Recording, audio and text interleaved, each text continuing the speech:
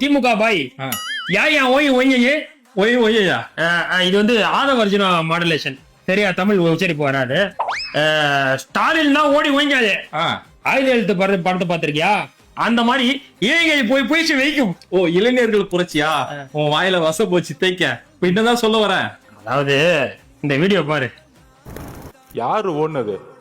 உங்க அப்பா கைது செய்யும் பொழுது நீங்க ஓடுனீங்களே, அப்படியா ஓடணும்? நாங்க திமுக வரலாறு தெரியுமா?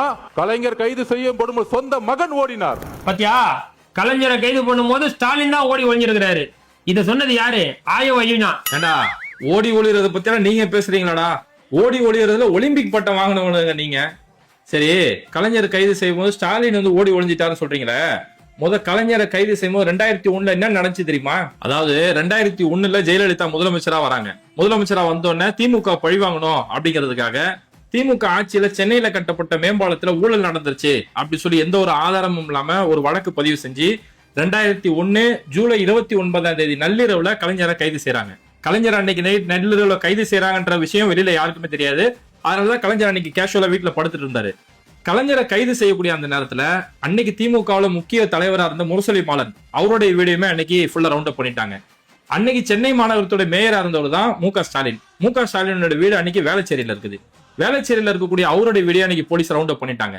ஆனா அன்னைக்கு வேளச்சேரியில மு.க. ஸ்டாலின் இல்ல. அதுக்கு முன்னாடி நாளே பெங்களூர்ல இருக்கக்கூடிய அவங்க சொந்தக்காரங்களை ஒருத்தர் மீட் பண்றதுக்காக அவர் போயிருந்தாரு. அப்போ அவர் ஊர்ல இல்லாத நேரத்துலதான் இங்க மாதிரி ஒரு சம்பவம் நடந்துச்சு. அப்போ இந்த மாதிரி 29 கலைஞரை நள்ளிரவுல கைது செஞ்சிடறாங்க.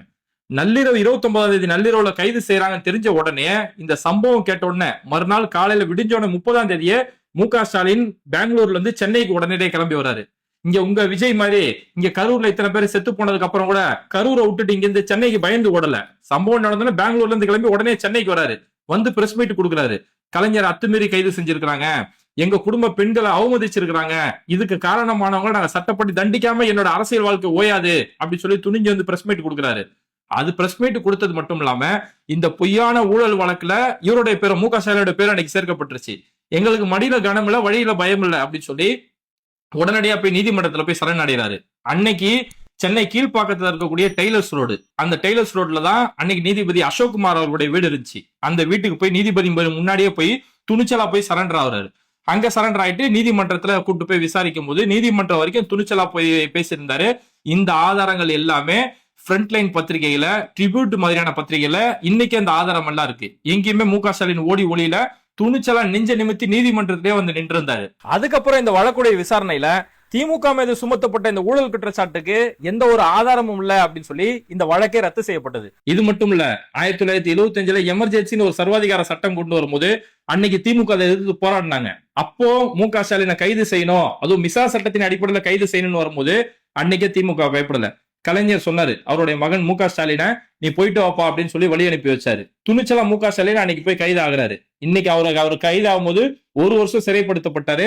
அப்படி அவர் கைதாகும் போது அவருடைய மனைவி நிறை மாத கர்ப்பிணி. அவர் சிறையில இருக்கக்கூடிய காலத்துலதான் அவருடைய மகன் உதயநிதி இங்க பிறந்தாரு. இவ்வளவு ஏன்பா 2011 ஜெயலலிதா ஆட்சிக்கு வரும்போது அன்னைக்கு மு.க. ஸ்டாலின் மேல சொத்து குவிப்பு வழக்கு போடுறான் அப்படின்னு ஒரு வழக்கு போட்டாங்க. அன்னைக்கே திமுக மு.க. ஸ்டாலினும் பயப்படல, நேரடியா போய் டிஜிபி ஆபீஸுக்கு போறாரு. என் மேல கைது செய்யணும் அப்படின்னா தாராளமா என்ன கைது செஞ்சு விசாரிங்க, எங்க மேல எந்த பயமும் இல்ல அப்படின்னு சொல்லி இந்த அளவுக்கு துணிச்சலோட எதிர்கொண்ட ஒரு கட்சி தான் திமுக. அதனால திமுகவை பொறுத்த வரைக்கும் இந்த கைதுக்கு பயந்தோ, சிறைக்கு பயந்தோ, போலீஸுக்கு பயந்தோ அவங்க என்னைக்குமே ஓடி ஒளிஞ்சது கிடையாது. ஓடி ஒளிஞ்சது யாருன்னா, உலக அரசியல்லே தன்னை நம்பி வந்த மக்கள் செத்து போகும்போது கூட அதை பார்த்து ஓடி ஒளிஞ்சு பனையூர்ல பதுங்கின ஒரே அரசியல்வாதி உங்க தலைவர் விஜய் தான். ஆஹா, நம்ம ஆளுங்க பொய்யா அடிச்சு விடுறாங்க, இவங்க ஆளுங்க எல்லாத்துக்கும் ஆதாரத்தோட பேசுறானுங்க. இதுல சேதாரம் ஆவறது எங்க அணில் குஞ்சுங்க தான். பேச்சும் புரியுதாடா? என்ன சொல்றது கொஞ்சம் கேளுங்கடா. 200 ரூபாய் திமுக உண்மை இருந்தாலும் கொஞ்சம் வச்சு படிக்கலாம். தொகை பைத்தியகார பசங்களா, இவங்களுக்கு தற்பூரின் பேர் வச்சு தப்பே இல்லடா.